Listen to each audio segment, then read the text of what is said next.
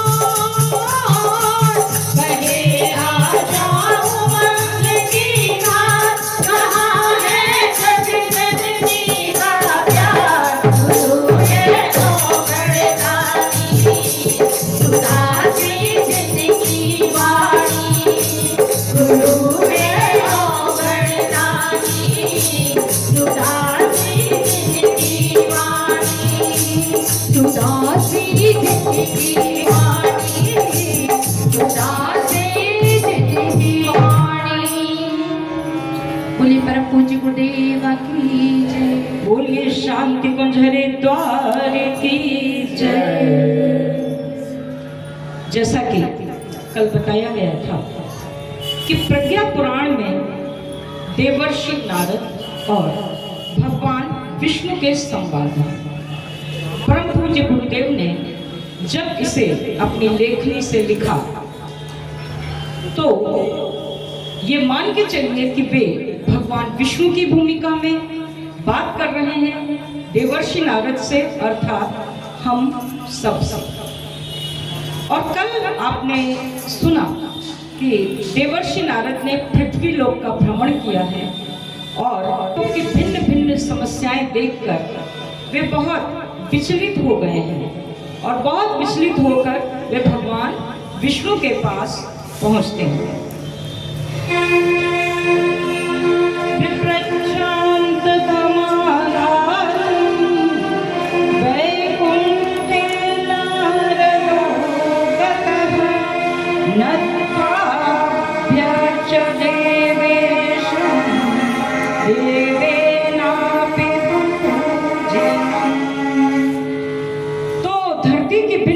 समस्याओं को देखकर नारद जी बैकुंठ पहुंच जाते हैं और नत्वा अभ्यर्चम च देवेश, वो देवेश को प्रणाम किया जाता है और जो देवर्षि देवताओं से भी सुपूजित हैं।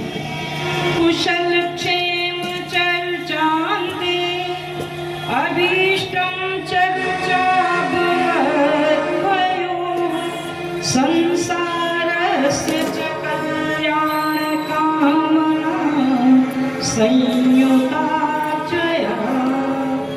कुशल क्षेम के उपरांत उन दोनों के बीच में चर्चा हुई।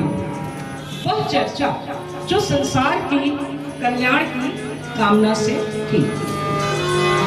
जब बैकुंठ धाम में देवर्षि पहुंचे तो प्रसन्न चित्त भगवान विष्णु ने उनसे कहा, आइए देवर्षि, आज बहुत दिनों बाद आना हुआ, कहिए कैसे आना हुआ। तो देवर्षि नारद ने कहा, प्रभु मैं पृथ्वी लोक का भ्रमण करके आ रहा हूं। तो भगवान विष्णु ने कहा, बहुत सुंदर देवर्षि, बहुत समय पहले आप पृथ्वी लोक का भ्रमण करके आए थे और आपने बताया था कि भारत भूमि अपने चरम गौरव पर है। देवर्षि ने कहा कि भगवान सत्य है, उस समय मैंने यही कहा था।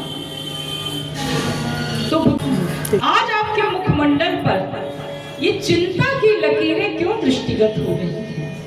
कहिए सब कुशल क्षेम तो है ना पृथ्वी पर? पिछली बार आपने बताया था कि मनुष्यों ने बड़ी ही वैज्ञानिक प्रगति की है। कैसे चल रही है उनकी प्रगति?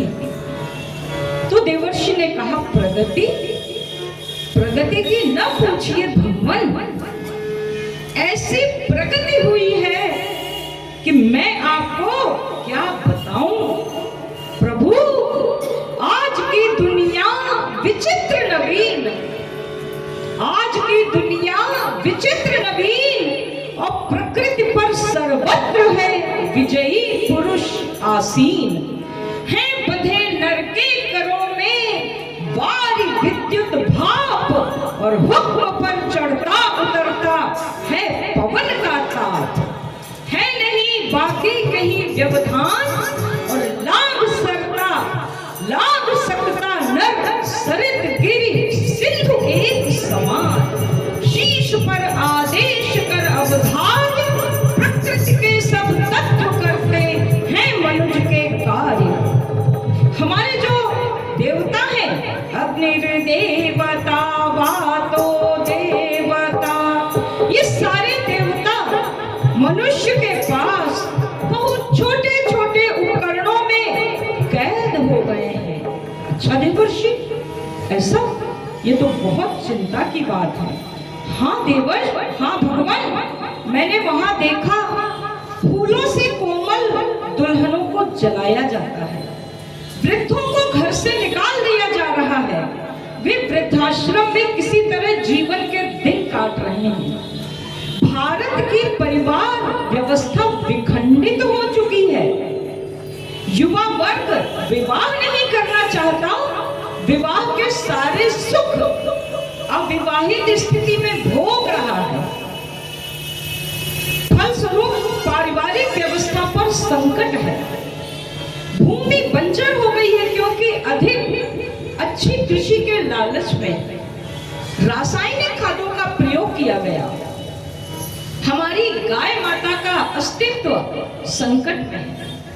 ग्लोबल वार्मिंग बढ़ चुकी है, प्रदूषण अपने चरम पर है और भारत की दिव्य संस्कृति नष्ट होती जा रही है। नारियों ने शालीनता मर्यादा पूरी तरह छोड़ दी है।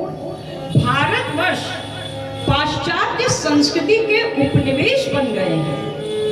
कहने को तो भारतवर्ष आजाद है, लेकिन उसका मन गुलाम है। भारतीय वो खाते हैं जो विदेशी खिलाते हैं, वो पहनते हैं जो विदेशी पहनाते हैं। उनके पर्व, तीज, त्योहार सब कुछ विदेशी संस्कृति से प्रभावित है। शिक्षा व्यवस्था चरमरा गई है। गुरु शिष्य के बीच की पावन परंपरा नष्ट हो गई है। गुरुओं का सम्मान नहीं है। प्रभु, धरती की बहुत अधिक दुर्दशा हो गई है।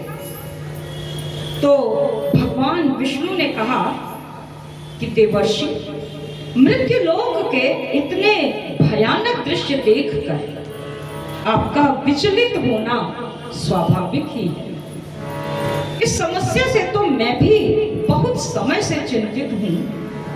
सृष्टा अपनी सृष्टि को इस तरह विनाश के गर्त में गिरते हुए नहीं देख सकता है।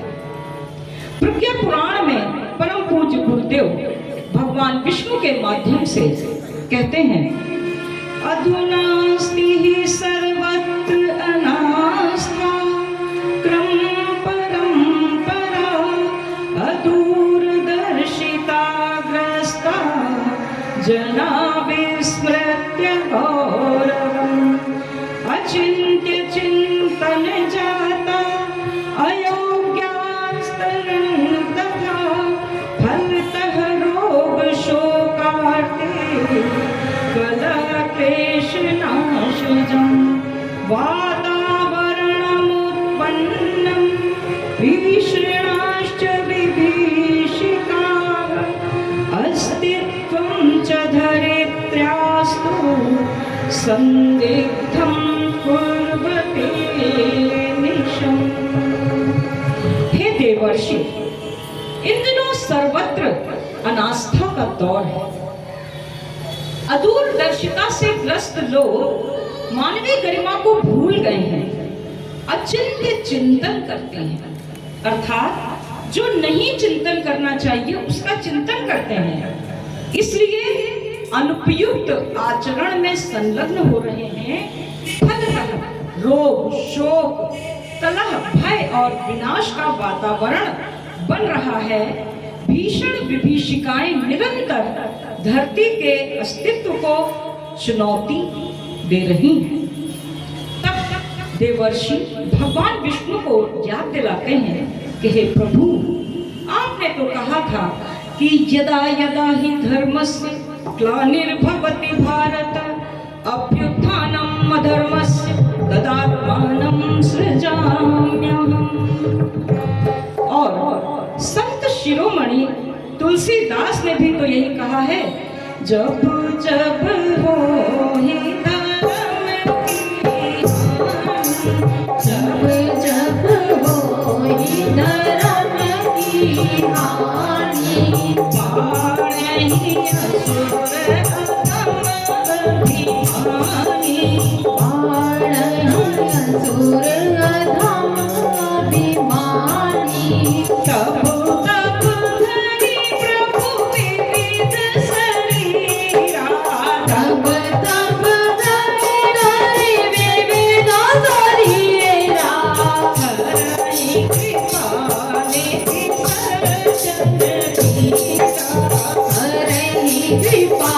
निधि सज्जन पीरा करही कृपा निधि सज्जन पीरा। करही कृपा निधि सज्जन पीरा। नारद जी ने कहा कि प्रभु अपने के अनुसार अब आपका अवतार लेने का समय आ गया है। आप मुझे बताएं कि अब आप कहां और किस रूप में अवतार लेंगे। तो भगवान विष्णु ने कहा कि हे देवर्षि, अवतार सदैव युग युगों के अनुरूप होते रहे हैं। इस बार की समस्याएं कुछ विचित्र हैं। तो देवर्षि ने कहा, हाँ प्रभु, बात सत्य है। आपके अवतार भी तो बड़े अजीबोगरीब होते हैं। कभी आप मछली बन जाते हैं अर्थात मत्स्य अवतार लेते हैं, कभी आप कछुआ बन जाते हैं, कच्छप अवतार लेते हैं, कभी आप सुअर बन जाते हैं, वाराह अवतार लेते हैं। अब आप बताइए कि आप किस रूप में अवतार लेंगे। देवर्षि नारद की ये भोली भाली बातें सुनकर भगवान विष्णु के चेहरे पर मुस्कान आ गई। उन्होंने कहा कि हे देवर्षि, ये जो मैंने समय समय पर भिन्न भिन्न अवतार लिए हैं ना, इनका एक कारण है। देखो, जैसा रोग होता है वैसी ही तो औषधि दी जाती है ना। जिस समय जल प्रलय हो गया और धरती का अस्तित्व संकट में पड़ गया, उस समय मैंने मछली के रूप में अर्थात मत्स्य अवतार लिया। क्योंकि जहां जल ही जल है सर्वत्र, वहां मछली ही पार पा सकती है। और उस मत्स्यावतार में मैंने प्राणियों के सूक्ष्म शरीरों को, औषधियों, वनस्पतियों के बीजों को सुरक्षित रखकर हिमालय पहुंचाया, ताकि पृथ्वी के अस्तित्व को बचाया जा सके। इसी प्रकार जब जब जैसा जैसा संकट आया, तब तब मैंने वैसा अवतार लिया। जब इंद्र को दिए गए दुर्वासा के श्राप के फलस्वरूप सारी सृष्टि का वैभव लुप्त हो गया और समुद्र में समा गया, तो समुद्र मंथन की आवश्यकता हुई। एक कहानी मिलती है कि इंद्र अपने ऐरावत हाथी पर जा रहे थे। ऋषि दुर्वासा निकले। ऋषि दुर्वासा के पास पारिजात के पुष्पों की एक बड़ी सुगंध, अलौकिक सुगंध से युक्त माला थी। उन्होंने वो माला उछालकर इंद्र की ओर फेंकी ताकि उनके कंठ में जाए। इंद्र ने बड़ी उपेक्षा से वो ऐरावत के गले में डाल दी और ऐरावत के गले से गिर गई और ऐरावत ने उसे अपने पैरों से कुचल दिया। ये देखकर दुर्वासा ऋषि क्रोधित हो गए और उन्होंने इंद्र को श्रीहीन होने का श्राप दे दिया। उनके श्राप के फलस्वरूप सारे देवता, दानव सभी श्रीहीन हो गए। सारी धरती का वैभव लुप्त हो गया। कुछ ही समय में हाहाकार मच गया। भगवान विष्णु के पास गए तो उन्होंने बताया कि समुद्र मंथन करो तो समुद्र से ये वैभव वापस आएगा। अब समुद्र मंथन हो, उसके लिए जो जो आवश्यकताएं थी, उसी आवश्यकता के अनुरूप भगवान विष्णु ने कच्छप अवतार लिया। क्योंकि कछुए की कठोर पीठ पर ही मंदराचल पर्वत को स्थापित कर वासुकी नाग की रस्सी बनाकर समुद्र का मंथन किया गया।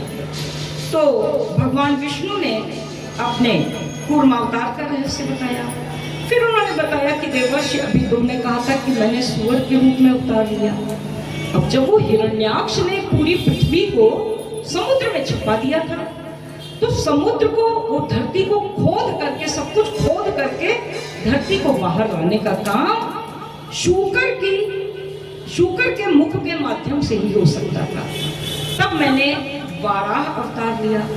और जब हिरण्यकश्यप ने तपस्या करके ऐसा विचित्र वरदान प्राप्त कर लिया कि मेरी मृत्यु न अस्त्र से हो, न शस्त्र से हो, न मनुष्य से हो, न पशु से हो, न न दिन में हो, न रात में हो, न घर के अंदर हो, न घर के बाहर हो। तो इस तरह की उसकी विचित्र शर्तों के अनुसार मुझे नृसिंह अवतार लेना पड़ा, जिसमें न अस्त्र से न शस्त्र से मैंने उसे अपने नाखूनों से चीर दिया। मेरा आधा शरीर सिंह का था, आधा नर का था। न मैं मनुष्य था, न मैं पशु था, तो मुझे नृसिंह अवतार लेना पड़ा। मैंने उसे दहरी पर रखा, जो न घर के अंदर न बाहर, न दिन था न रात, वो गोधूली बेला थी। इस प्रकार हिरण्यकश्यप की शर्तों के अनुसार मुझे नृसिंह अवतार लेना पड़ा। इसी प्रकार जब जैसी आवश्यकताएं हुई तब मैंने अवतार लिए।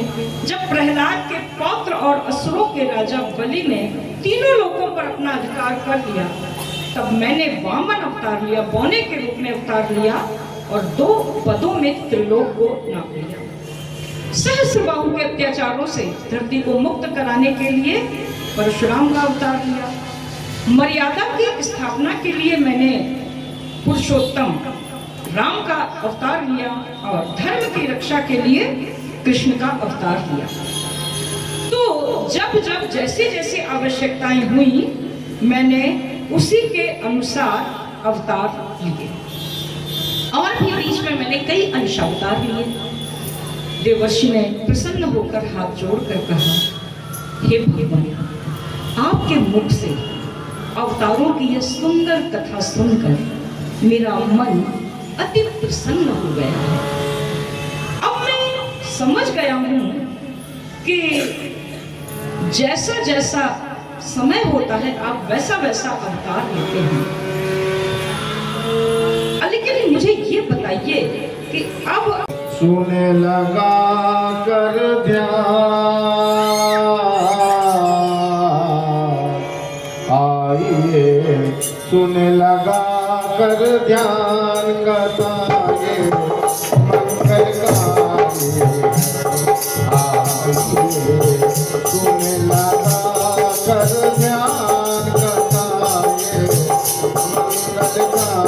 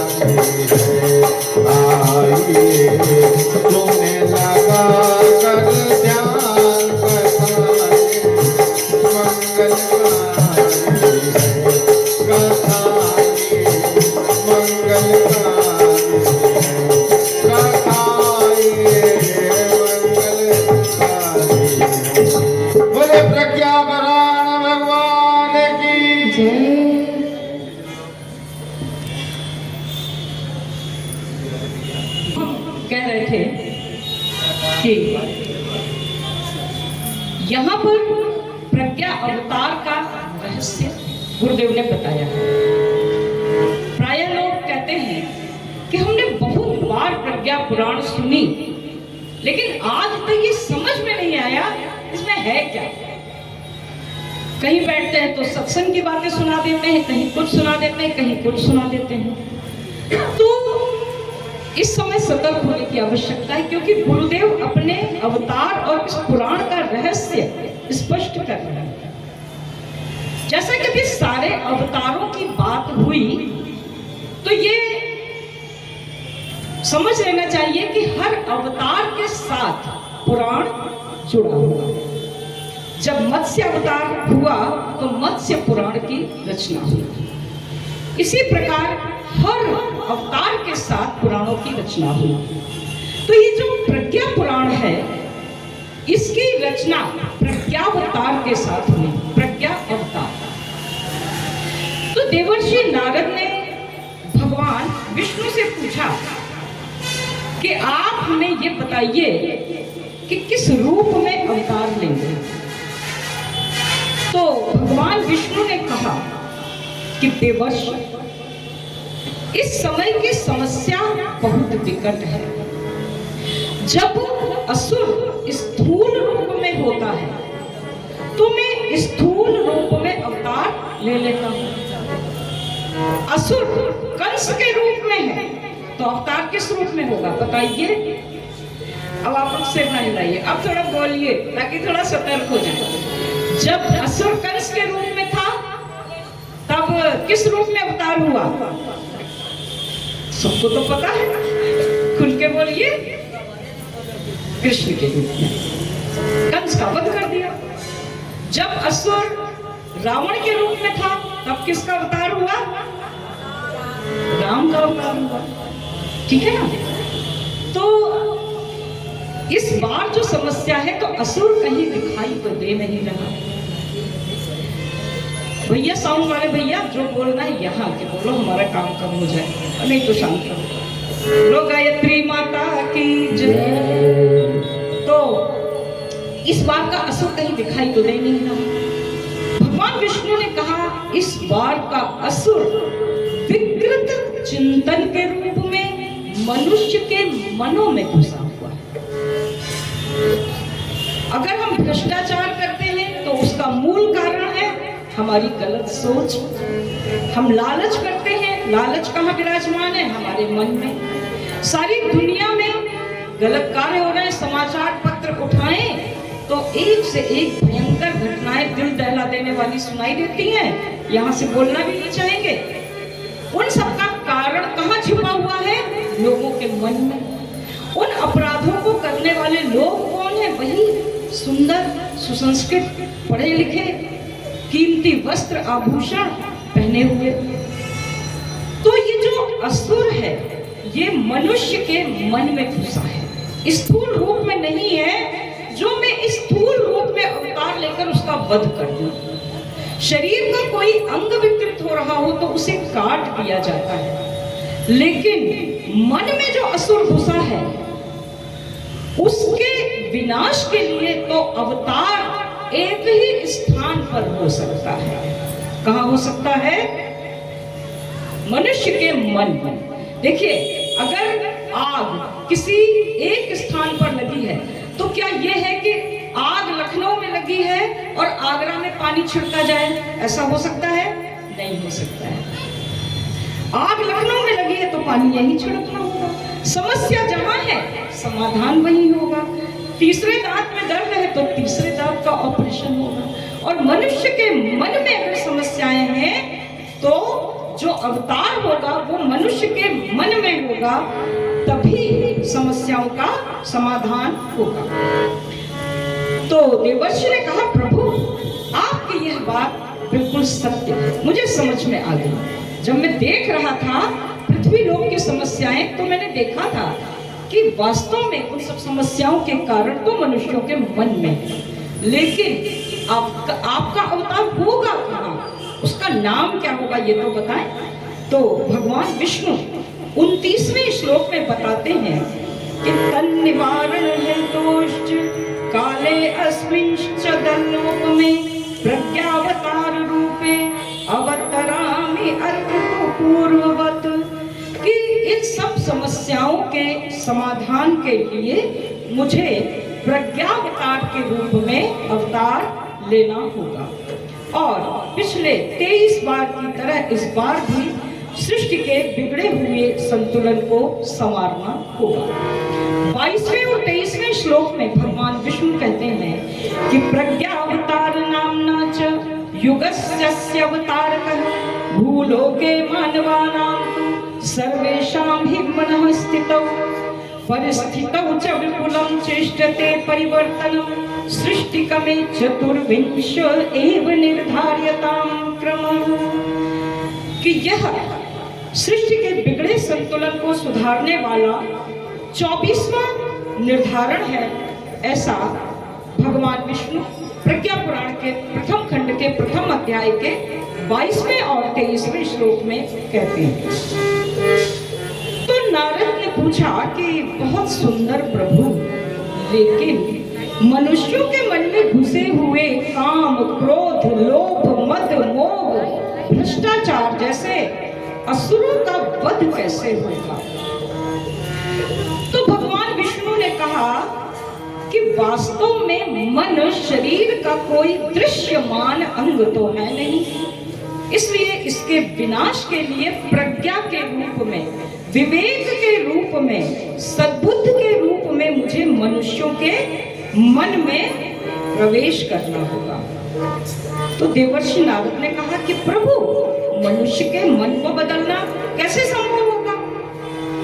तो भगवान विष्णु ने कहा कि गायत्री के महामंत्र से जीवन के सब पाप हरो, ऐसा कहा गया है।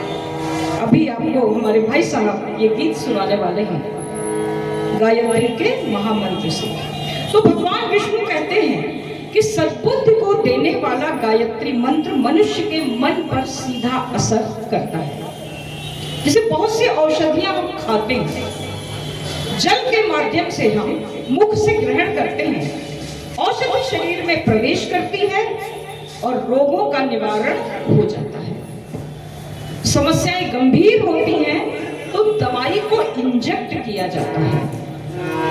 जब दवा इंजेक्शन से प्रवेश की जाती है तो बहुत जल्दी लाभ होता है, और आवश्यकता होती है तो विगो लगाकर नसों में दवा दी जाती है। तो अगर मनुष्य के मन में कोई समस्या है तो मन पर अगर कोई इंजेक्शन लग सकता है, मन को बदला जा सकता है, तो केवल संसार में एक ही चीज है, गायत्री मंत्र। तो गायत्री मंत्र के माध्यम से ही मनुष्य के मन में घुसे इस असुर का विनाश होगा, प्रज्ञा का जागरण होगा। आइए सुनते हैं गीत। दसों दिशाओं युग युग से गूंज रही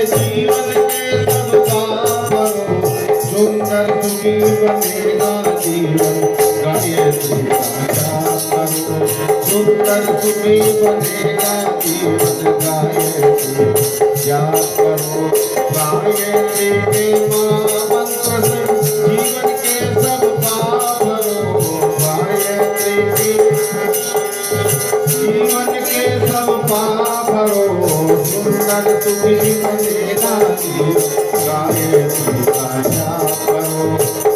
सुंदर सुखी बनेगा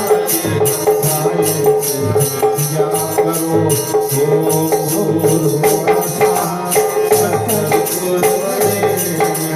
भर्गो देवस्य धीमहि धियो यो न प्रचोदयात् ओम भूर्भुवः तत्सवितुर्वरेण्यं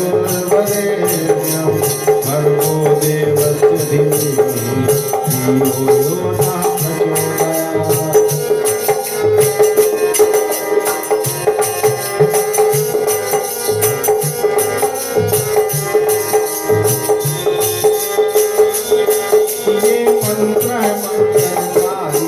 सद्बुद्धि बढ़ाने वाला ये मंत्र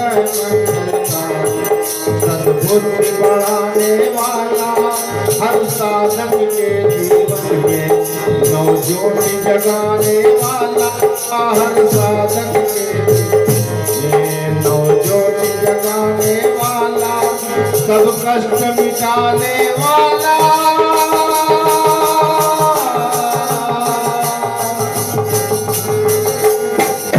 साधना तन से मन से करो साधना तन से मन से दूर सभी संताप भरो सुंदर सुखी बनेगा गीत गाए श्री भाषा करो सुंदर सुखी बनेगा गीत गाए श्री भाषा करो गायत्री के महामंत्र से जीवन के सब पापो गायत्री के महामंत्र के पापो सुंदर सुखी बनेगा गीत गाए करो सुंदर सुखी बनेगा गीत गायत्री का जाप करो गायत्री का जाप करो गायत्री का जाप करो गायत्री का जाप करो। बोले गायत्री माता की जय, बोले परम पूज्य गुरुदेव की, बोलो वंदे माता जी की। देवर्षि नारद ने भगवान विष्णु से ये सारी बातें सुनकर कहा कि प्रभु अब मुझे यह तो समझ में आ गया कि आप प्रज्ञा के रूप में अवतार लेने जा रहे हैं, लेकिन ये बताएं कि इस अवतार में आपका स्वरूप कैसा होगा। इस बात पर थोड़ी ध्यान देने की आवश्यकता है, नहीं तो फिर आप लोग कहेंगे कि प्रज्ञावतार समझ में नहीं आया। तो भगवान विष्णु ने कहा कि इस अवतार में मैं निराकार रहूंगा। कैसा रहूंगा? बोलिए एक बार आप लोग। निराकार रहूंगा। कैसा रहूंगा? निराकार, निर्धन आकार, मेरा कोई भी आकार नहीं होगा। वो कहते हैं परम पूज्य गुरुदेव श्लोक नंबर 31 में लिखते हैं कि निराकारत्व हेतुश्च प्रेरणां कर्तुमीश्वरः शरीरिणिश्च गृह्णामि गति संचालने ततः। कि मैं तो निराकार रहूंगा और निराकार होने के कारण मैं केवल प्रेरणा दे सकूंगा। तो देवर्षि कहते हैं कि जब आप निराकार रहेंगे, आपका आकार ही नहीं होगा, आप दिखेंगे ही नहीं, बोल भी नहीं पाएंगे, तो आप प्रेरणाएं कैसे देंगे? कैसे लोग आपकी बात सुनेंगे? कैसे आपको देखेंगे? कैसे आपका गुणगान करेंगे? तो परम पूज्य गुरुदेव लिखते हैं कि गतिविधियों के लिए मैं शरीरधारियों का आश्रय लूंगा, कुछ शरीरधारियों का आश्रय लूंगा। कौन से शरीरधारी? ये जो यहाँ बैठे हुए हैं, पीत वस्त्र धारण किए हुए, ये हमारे ज्ञान भाई साहब मंच पर बैठे हैं। अथक परिश्रम किया उन्होंने इस स्थान पर प्रज्ञा पुराण कथा का आयोजन कराने के लिए। और आप सब बैठे हैं, हमारी कुसुम दीदी बैठी हैं, जिन्होंने दिन रात एक कर दिए। मंच पर बहनें बैठी हैं, हमारे भाई अभी अभी आए हैं। ये सब कौन है? और जो ये बहनें सब बैठी हुई, ये सब कौन है? ये सब वे शरीरधारी हैं जिनका आश्रय गुरुदेव ने लिया है। कितनी विचित्र बात। कहते हैं कि कबीरा मन निर्मल भया, जैसे गंगा नीर और पाछे पाछे हरि फिरे, कहत कबीर कबीर। कि अगर मन को निर्मल बना लो, अपने आप को बांसुरी जैसा खोखला बना लो, तो उसमें कृष्ण की आवाज, कृष्ण की सांसें गूंजती। परम पूज्य गुरुदेव ने हम सब शिष्यों को पता है बहुत प्रेम से क्या कहा, एक विशेष नाम दिया जो इस सृष्टि में आज तक किसी गुरु ने अपने शिष्य को नहीं दिया। गुरुदेव ने अपने शिष्यों को क्या नाम दिया? कोई बताए? क्या कहा? क्या कह के संबोधित करते हैं? सब बैठे, सब जानते होंगे। अभी हम बताएंगे, सब कहेंगे हाँ हाँ हमें पता है। हमारे अंग अवयव, बोलिए एक बार, सब लोग बोलिए, मंच पर बैठी हुई टोली बोले, हमारे अंग अवयव। गुरुदेव ने अपने शिष्यों को क्या कहा? हमारे अंग अवयव। अंग अवयव, अंग अवयव क्या होते हैं? हमारे नाक, आँख, कान, मुंह, जीभ, त्वचा, उंगलियां, नाखून, बाल, वाणी, सांसें, नाक, आँख, सब कुछ। तो ये जो पूरा जो गायत्री परिवार है, ये क्या है? यह गुरुदेव का स्थूल शरीर है। ये भगवान विष्णु का स्थूल शरीर है। हम सब गुरुदेव के अंग अवयव हैं।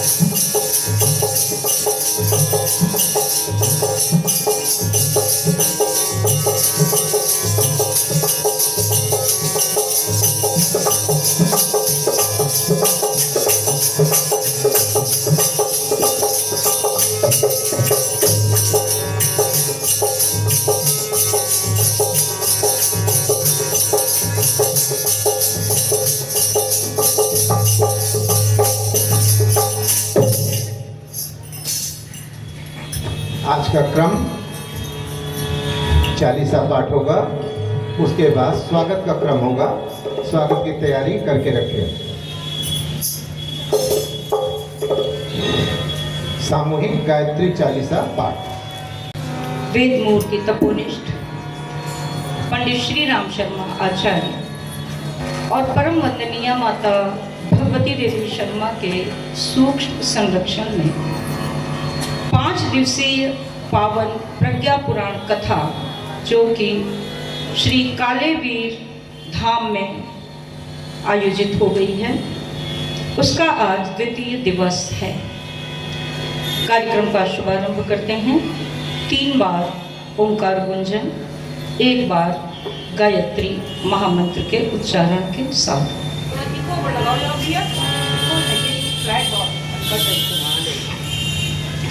आइए ओंकार गुंजन के लिए कमर सीधी करें।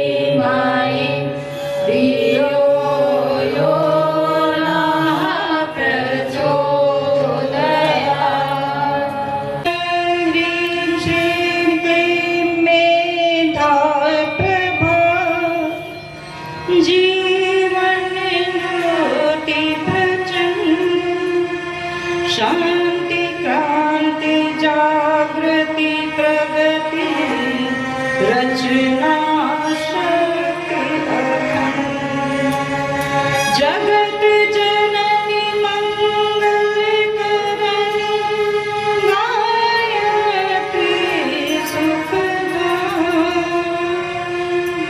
प्रणवो सावित्री स्वधा स्वाहा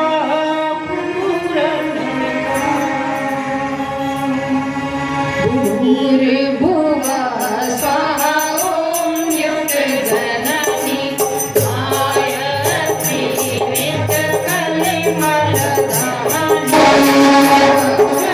जो परम पुनीता इनमें बसे साधुता शाश्वत सतो गुणी गत रूपा सत्य सदा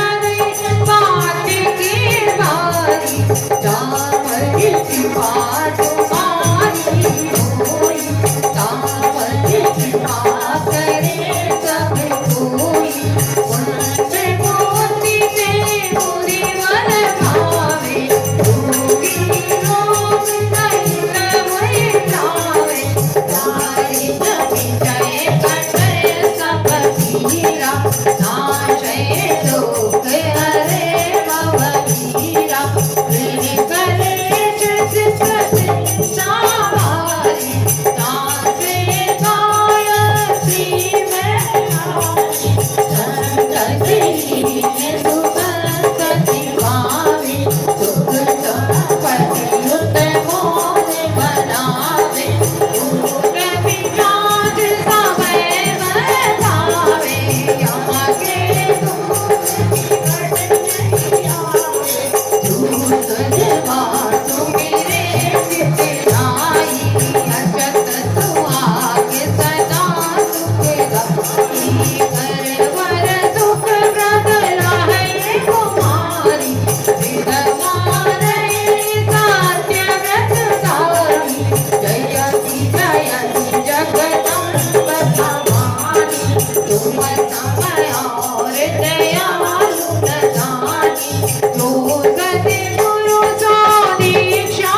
पावे, तो साधन को सफल बनावे, सुमिरन करे सुरति बड़भागी, रहे मनोरथ की विरागी, अष्ट सिद्धि नवनिधि की दाता, सब समाज गायत्री माता, ऋषि मुनि यदि तपस्वी योगी, भारत अरती चिंतित भोगी, जो शरण तुम्हारी आवे, तो मन वांछित पावे, भले बुद्धि विद्याशील स्वभाव, धन्य वैभव यश तेज बुझाऊ, सकल बड़े उपजे सुख नाना, जो यह काज करे धरि ध्याना, सकल बड़े उपजे सुख नाना, जो यह काज करे धरि ध्याना, यह चालीसावा दियुत पाठ करे जो कोई, तावर कृपा प्रसन्नता गायत्री की होय, ओम भूर्भुवः स्वाहा तत्सवितुर्वरेण्यं, भर्गो देवस्य धीमहि धियो यो नः प्रचोदयात्। बोली गायत्री माता की जय, परम पूज्य गुरुदेव की जय, परम वंदनीय माता जी की जय, शांति कुंज हरिद्वार की जय, पावन प्रज्ञा पुराण की जय, श्री कालीवीर धाम की जय। स्वागत के लिए भैया, स्वागत के लिए भेजिए वंदना, सहगल बहन जी, ऐश्वर्या और अनन्या, आप लोग आने की कृपा करें मंगल तिलक और माल्यार्पण से टोली का स्वागत करने के लिए। भाइयों का स्वागत करने के लिए उमाकांत शर्मा जी आने की कृपा करें।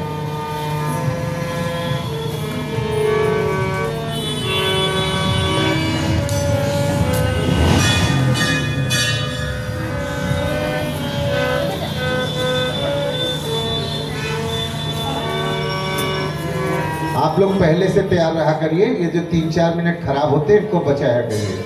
आज कथा लेट शुरू हुई है, 2 कारण रहे। एक कारण तो टेंट हाउस की बड़ी कृपा रही, आखिर तक वो पर्दे ही बांधते रहे और बिजली का काम भी समय से पूरा नहीं हुआ। कल ये सारा काम 2 बजे पूरा हो जाए, जिससे कथा 3 बजे से हम प्रॉपरली शुरू कर सकें। आधा घंटा साधकों का खराब होता है, ये अच्छी बात नहीं। और पूरी बात जो यहाँ से कथा में कही जानी है उसके लिए अवसर नहीं मिलता, समय नहीं मिलता। इसलिए नोट करें, कल 2 बजे से मंच चालू कराएं। जो यहाँ की लोकल टोली है वो मंच पर बैठ जाए और कार्य चालू कर दें, जिससे 3 बजे से प्रॉपर मंचस्थ टोली शांति कुंज की अपना कार्यक्रम प्रस्तुत कर सके।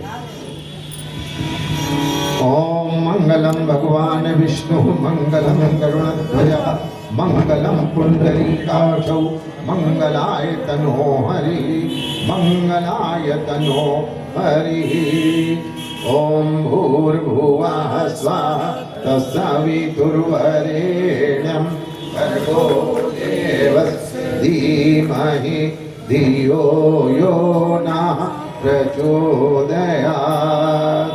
ओम त्र्यंबकं यजामहे सुगंधिं पुष्टिवर्धनम् उर्वारुकमिव बन्धनान् मृत्योर्मुक्षीयमामृतात्। ओम स्वस्ति नः इन्द्रो वृद्धश्रवाः स्वस्ति नः पूषा विश्ववेदाः स्वस्ति निस्तारक्ष्यौ अरिष्टनेमि स्वस्ति नो बृहस्पतिर्दधातु।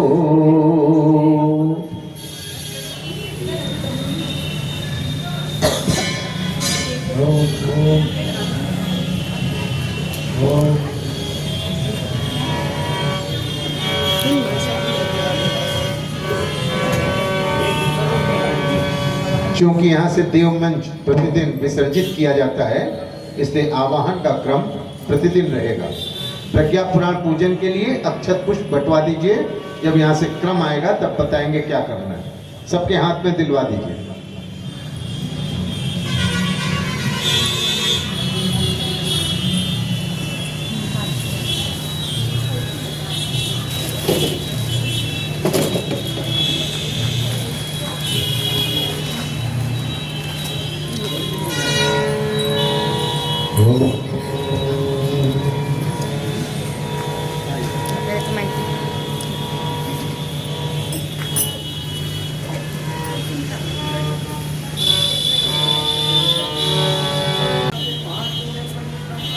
आइए गुरु ईश वंदना के माध्यम से कार्यक्रम का शुभारंभ करते हैं। यहाँ से मंच से जो भी बोला जाएगा वो वेद के तपोनिष्ठ पंडित श्री राम शर्मा आचार्य और परम वंदनीय माता भगवती देवी शर्मा के विचार, उनकी वाणी, भाव सब कुछ बोलेगा। सूक्ष्म रूप में वे यहाँ उपस्थित हैं और इस कार्यक्रम को संचालित कर रहे हैं। इसके संचालन के लिए उन्होंने कुछ लोगों को माध्यम बनाया है, तो आइए इस माध्यम का होना सार्थक करते हैं।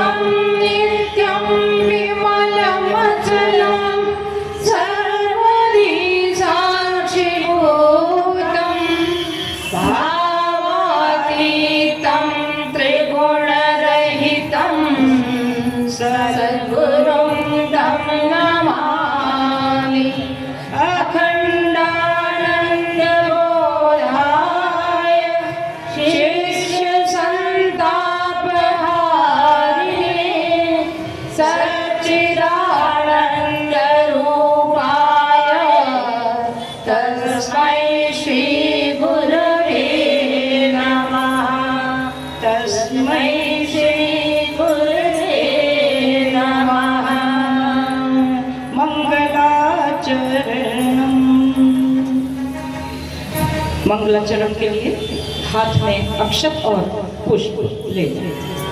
ये सभी देवात्माएं जो हमारे समूह बैठी हैं, इनको भगवान ने चुना है आज, जिससे ये अपने सभी सांसारिक क्रियाकलापों को छोड़कर यहाँ ईश्वर के दरबार में आकर बैठ गए। तो आप सबका स्वागत करते हैं अक्षत और पुष्प से। धरती पर जब भी कोई अच्छा कार्य होता है तो देवता आकाश से पुष्प बरसाते हैं। एक बहुत मांगलिक कार्य हो रहा है और आप सब इसमें भागीदारी कर रहे हैं, तो तो अक्षत और पुष्प से आपका स्वागत। ओम भद्रं कर्णेभिः शृणुयाम देवा भद्रं पश्येमाक्षभिर्यजत्राः स्थिरैरङ्गैस्तुष्टुवागं सस्तनूभिः व्यशेमहि देवहितं यदायुः पवित्रीकरणम। देवमंच की तरफ कौन स्वयं सेवक है? हाँ, पवित्रीकरण के लिए पुष्प और जल लेकर आ जाएं। बैठी हुई सभी देवात्माओं का जल से अभिषेचन कर पवित्रीकरण करने की कृपा करें। पवित्रः पवित्रो वा सर्वावस्थांगतोऽपि वा यः स्मरेत् पुण्डरीकाक्षं सभायाभ्यन्तरः शुचिः।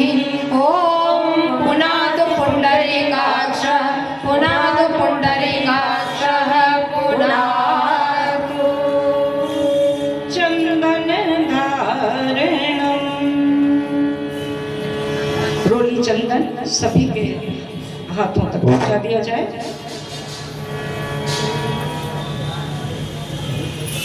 इसे दाहिने हाथ के अनामिका उंगली में धारण कर लेंगे सभी लोग और मंत्र के पश्चात एक दूसरे को लगा देंगे।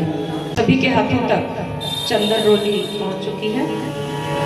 आइए सभी मंत्रित करते हैं।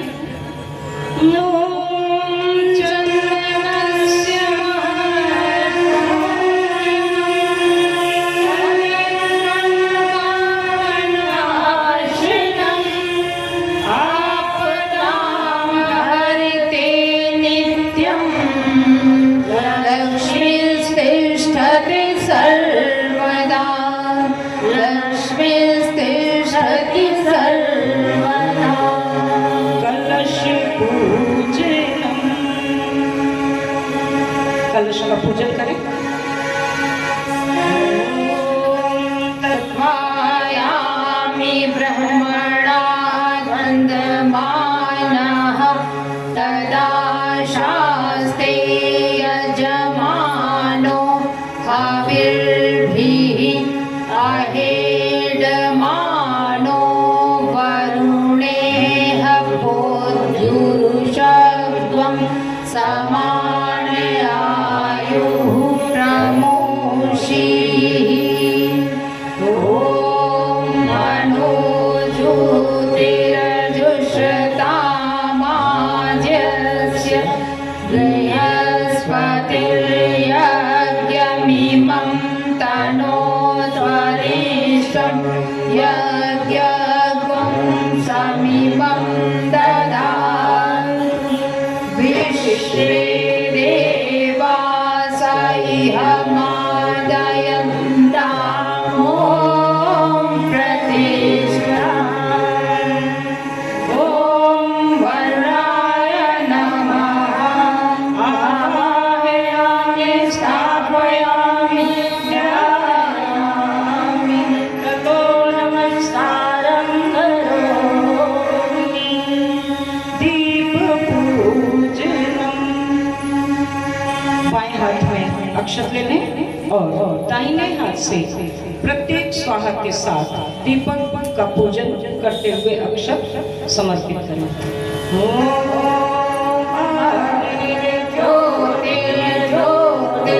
ज्योतिर्ज्योतिर्ग्निः स्वाहा सूर्यो ज्योतिर्ज्योतिः सूर्यः स्वाहा अग्निर्वर्चो ज्योतिर्वर्चः स्वाहा सूर्यो वर्चो ज्योतिर्वर्चः स्वाहा ज्योतिः सूर्यः सूर्यो ज्योतिः स्वाहा।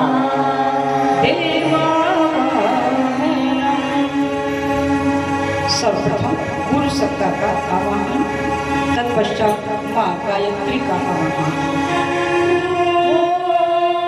गुरु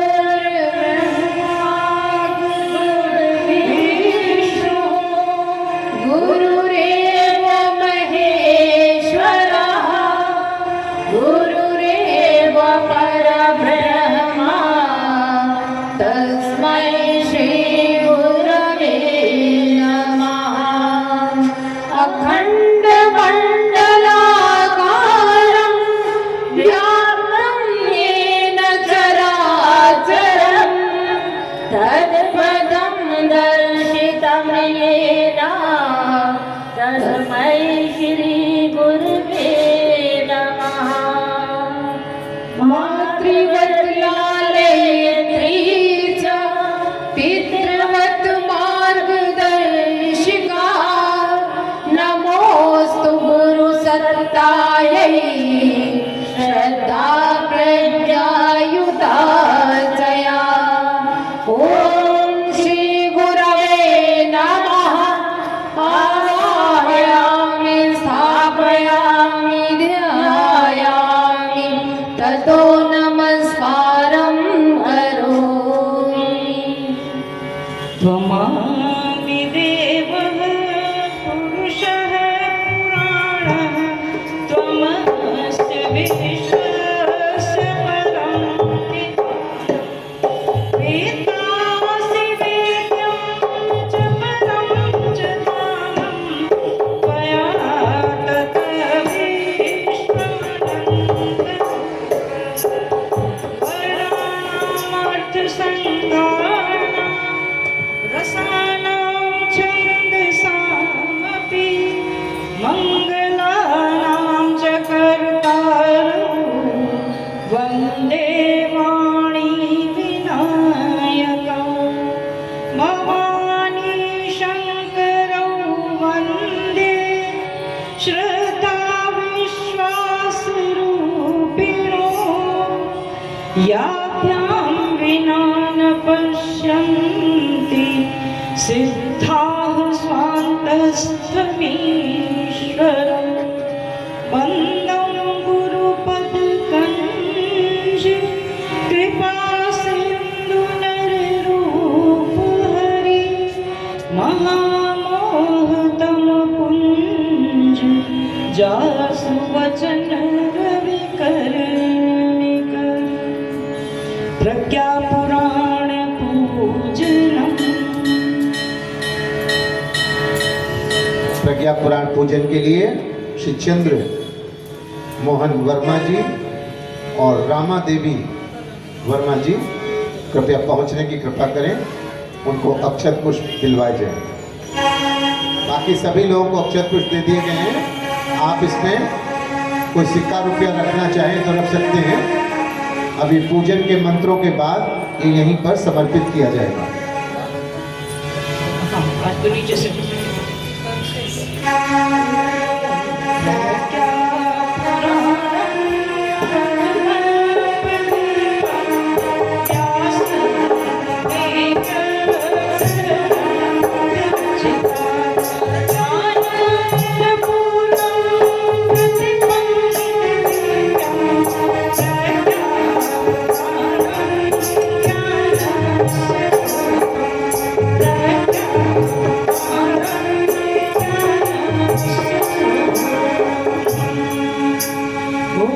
सर्वेभ्यो देवेभ्यो नमः।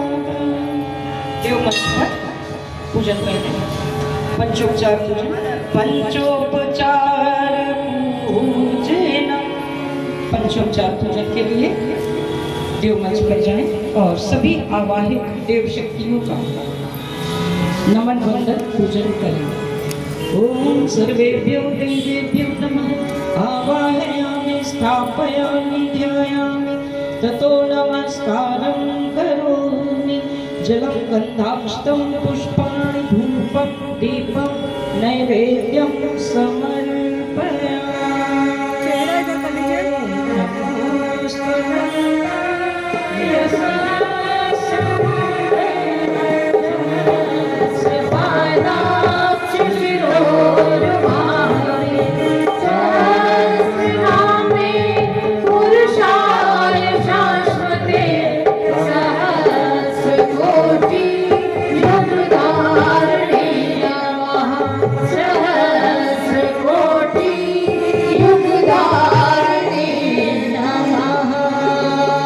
सभी देव शक्ति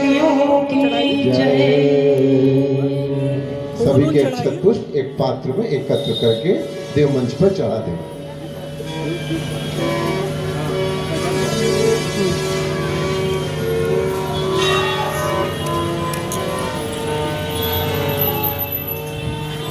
शांतिकुंज हरिद्वार जो कि ज्ञान की गंगोत्री है,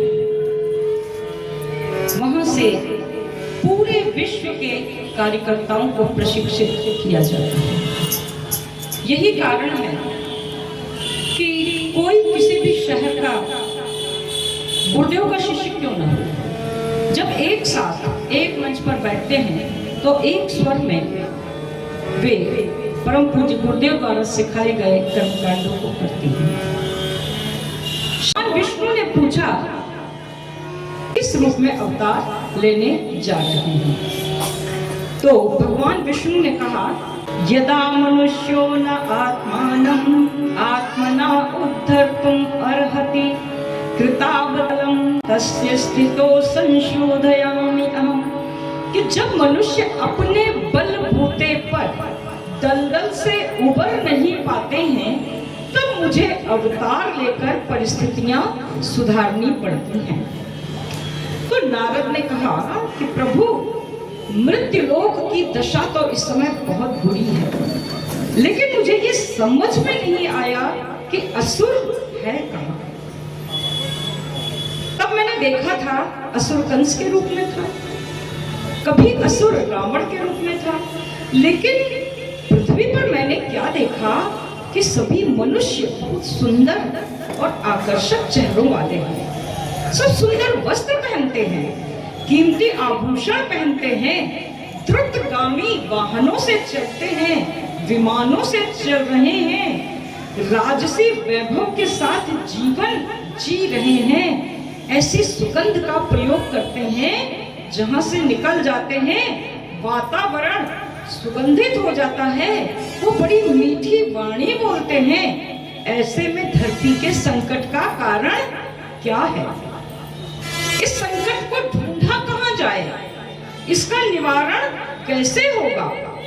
तो प्रज्ञा पुराण प्रथम खंड के प्रथम अध्याय के 28वें श्लोक में भगवान विष्णु कहते हैं, क्रमे अस्मिन् सुविधा युक्ताः साधने सहिताः नराः विभीषिकायाः नाशस्य अनास्था संकट पाशिताः। कि इस बार मनुष्यों को सुविधा साधन से युक्त होते हुए भी जिस विनाश विभीषिका में फंसना पड़ रहा है, उसका मूल कारण आस्था संकट ही है। प्रज्ञा पुराण लोग सुनते हैं, बोलिए पावन प्रज्ञा पुराण की जय। अक्सर लोग कहते हैं कि हमने तो कई बार प्रज्ञा पुराण सुना है, लेकिन हमें आज तक समझ में नहीं आया कि प्रज्ञा पुराण है क्या।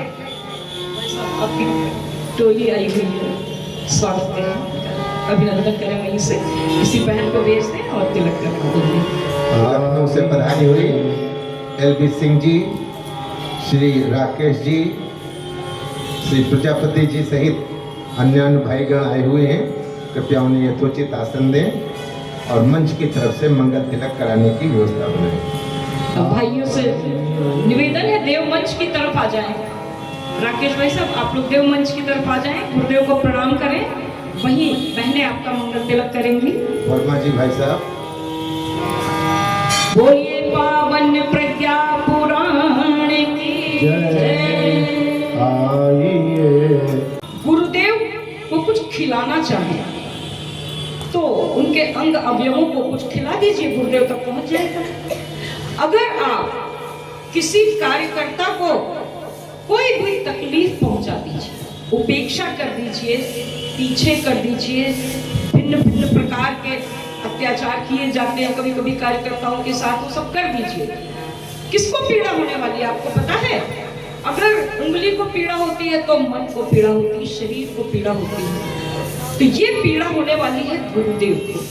तो गुरुदेव के जो शिष्य हैं वो उनके अंग अवयव हैं, और गुरुदेव ने अपने अंग अवयवों से एक निवेदन किया है और सभी शिष्यों से कहा है कि इसे प्रतिदिन पढ़ें।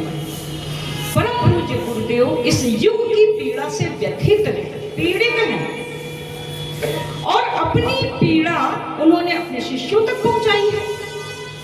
और जो उनका सच्चा शिष्य है वो यही कहता है कि अनुदान और वरदान प्रभु जो मांगे उसको दे देना। गुरुदेव गुरुदेव हमें निज अंतर की पीड़ा में हिस्सा दे देना। और जो लोग उनकी पीड़ा को पहचान जाते हैं वे उनके सच्चे शिष्य होते हैं। वे गुरुदेव की शक्तियों को आत्मसात करके उनके निर्देशों पर चलते हुए युग निर्माण योजना के कार्य करने को निकल पड़ते हैं। इसीलिए हम कहते हैं कि अब तेरा दुख दर्द हृदय का माँ हमने पहचाना, इसीलिए तो पहन लिया है यह केसरिया बाना। अब तेरा दुख दर्द हृदय का, अब तेरा दुख दर्द हृदय का माँ हमने पहचाना, इसीलिए तो पहन लिया है यह केसरिया बाना, यह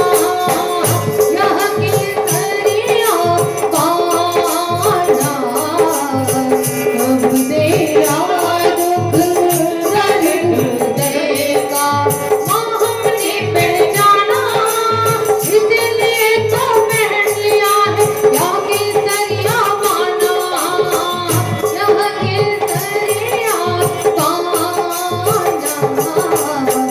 अब तेरा दुख दर्द हृदय का।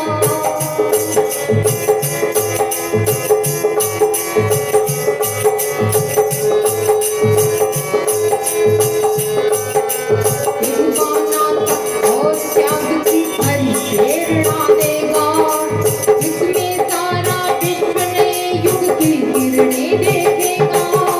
यह गाना तप और त्याग की हरी प्रेरणा देगा, इसमें सारा विश्व नए युग की किरणें देखेगा। दुर्भावों से यही मनुष्य का रक्षक ढाल बनेगा, अंधियारे में यही सतत हुई मशाल बनेगा, ज्ञान मशाल बनेगा। बुरी नजर से देख रहा है, बुरी नजर से देख रहा है, इसकी तरफ जमाना, इसलिए तो पहन लिया है या केसरिया बाना, या केसरिया बाना। अब तेरा दुख दर्द हृदय का माँ हमने पहचाना, इसीलिए तो पहन लिया है यह केसरिया बाना, यह केसरिया बाना। अब तेरा दुख दर्द हृदय का माँ हमने पहचाना, माँ हमने पहचाना, माँ हमने पहचाना।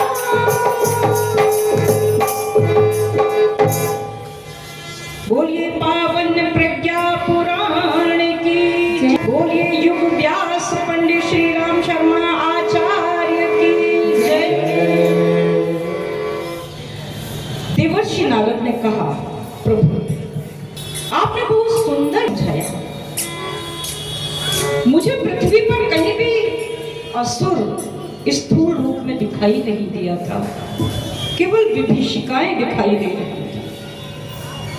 अब मुझे समझ में आ गया कि असुर लोगों के मन में घुसा है, और मुझे आपकी बात भी समझ में आ गई कि प्रज्ञा के रूप में अवतार लोगों के मन में होगा, और इस पूरी बिगड़ी हुई सृष्टि को कोई एक व्यक्ति सुधार नहीं सकता। इसलिए प्रत्येक मन में प्रज्ञा अवतार होगा, और इसी प्रज्ञा अवतार से जुड़ा हुआ है अपना पावन प्रज्ञा पुराण। बोलिए पावन प्रज्ञा पुराण की जय। देवर्षि नारद ने आगे अपनी जिज्ञासा व्यक्त हुए पूछा कि भगवान ये बताइए कि इस धरती पर ऐसी भयावह स्थिति पैदा कैसे हो गई? मनुष्य क्यों एक दूसरे के लिए ऐसा संकट पैदा कर रहा है कि पूरी पृथ्वी ही विनाश के कगार पर खड़ी हो गई है? आखिर क्यों? और इसका समाधान कैसे हो सकता है? तो भगवान विष्णु ने देवर्षि नारद को बताया, जिसे गुरुदेव ने 24वें श्लोक में लिखा कि वरिष्ठता नराणां तुम श्रद्धा प्रज्ञावलंबिता निष्ठाश्रिता च व्यक्तित्वं सर्वेषामत्र संस्थितम्, कि मनुष्य की वरिष्ठता श्रद्धा प्रज्ञा और निष्ठा पर आधारित है। इन्हीं की न्यूनाधिकता से अर्थात कमी से अथवा अधिकता से उसका व्यक्तित्व उठता और गिरता है। यानी मनुष्य की श्रद्धा कम हो जाए तो वो असुरत्व की ओर बढ़ता है, प्रज्ञा कम हो जाए, निष्ठा कम हो जाए तो असुरत्व की ओर बढ़ता है, और यही चीजें बढ़ जाएं तो देवत्व की ओर बढ़ता है। और इन दिनों मनुष्य ने अपनी आंतरिक वरिष्ठता गंवा दी है, इसलिए वह अपने लिए और दूसरों के लिए संकट उत्पन्न कर रहा है। देवर्षि ने पूछा कि भगवान, आंतरिक वरिष्ठता से क्या तात्पर्य है? तो भगवान विष्णु कहते हैं कि हे देवर्षि, मनुष्य ईश्वर का राजकुमार है, इस सृष्टि का सर्वोत्तम प्राणी है, वह बहुत वरिष्ठ है अर्थात श्रेष्ठ है। ईश्वर के अंदर जितनी विशेषताएं हैं उतनी उसने मनुष्य के अंदर भर दी है। बरगद का एक विशाल वृक्ष होता है, लेकिन एक बीज में वो सारी विशेषताएं समाई रहती हैं जो कि बरगद के पेड़ में होती है। एक मनुष्य के अंदर वो सारी विशेषताएं समाई हुई हैं जो ईश्वर के अंदर है। देवर्षि ने कहा, ऐसा लोग क्यों नहीं जानते? क्योंकि भगवान विष्णु कहते हैं, क्योंकि सृष्टा ने मनुष्य की इन सारी विशेषताओं को उसके अंदर स्थापित करके, उसके समस्त चक्रों में स्थापित करके उस पर ताले लगा दिए। मनुष्य साधनाओं से, प्राणायाम से, तपस्याओं से इन चक्रों को जागृत कर सकता है और अपनी खोई हुई आंतरिक वरिष्ठता को पुनः प्राप्त कर सकता है। हमारे घर में भिन्न भिन्न चीजें होती हैं, सब कुछ बाहर पड़ा रहता है। बहुत सी चीजें शोकेस में रखी होती हैं जो हम दूसरों को दिखाने के लिए रखते हैं, लेकिन कुछ चीजें तालों में बंद रहती हैं। प्रॉपर्टी के पेपर्स तालों में बंद रहते हैं, हीरे जवाहरात तालों में बंद रहते हैं। इसी तरह मनुष्य की सारी विभूतियां, सारी शक्तियां जिन तालों में बंद हैं वो है हमारी सुषुम्ना नाड़ी में स्थित समस्त चक्र। सुषुम्ना के सबसे नीचे रीढ़ की हड्डी जहां समाप्त होती है वहां मूलाधार चक्र, उसके ऊपर नाभि के नीचे स्वाधिष्ठान चक्र, नाभि में मणिपुर चक्र, हृदय चक्र जिसे अनाहत चक्र बोलते हैं, कंठ में विशुद्धि चक्र, आज्ञा चक्र जहां तिलक लगाकर इसकी शक्तियों को ऊर्ध्वगामी बनाते हैं, और सहस्रार जिसे योगी लोग जागृत करते हैं और सहस्रार से प्राणों को छोड़ते हैं।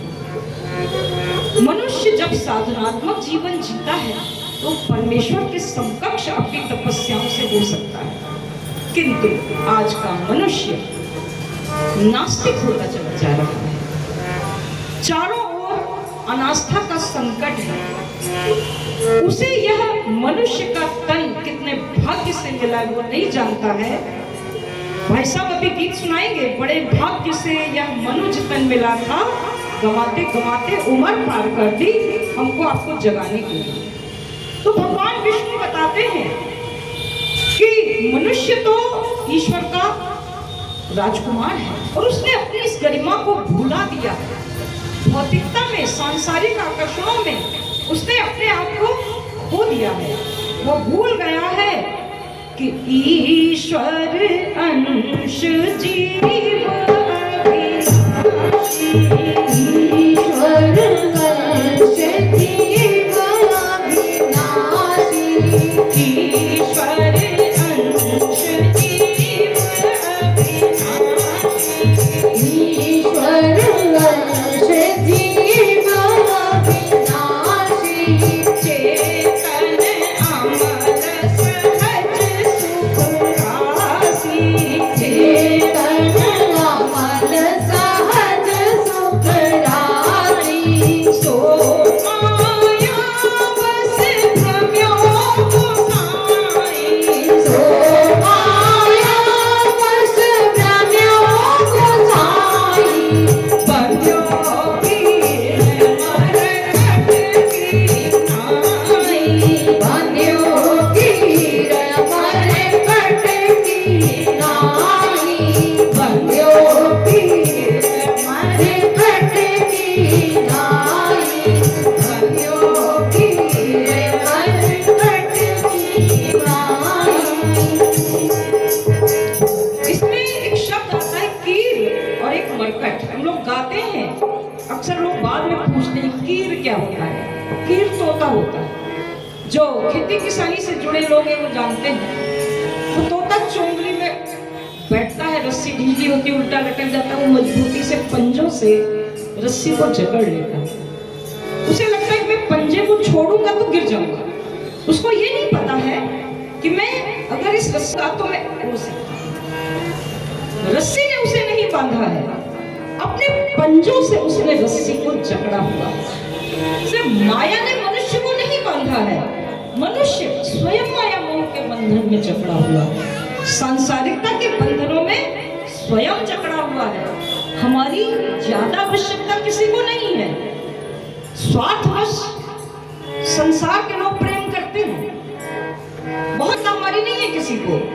शिशु छोटा होता है तब माता की बहुत आवश्यकता होती है।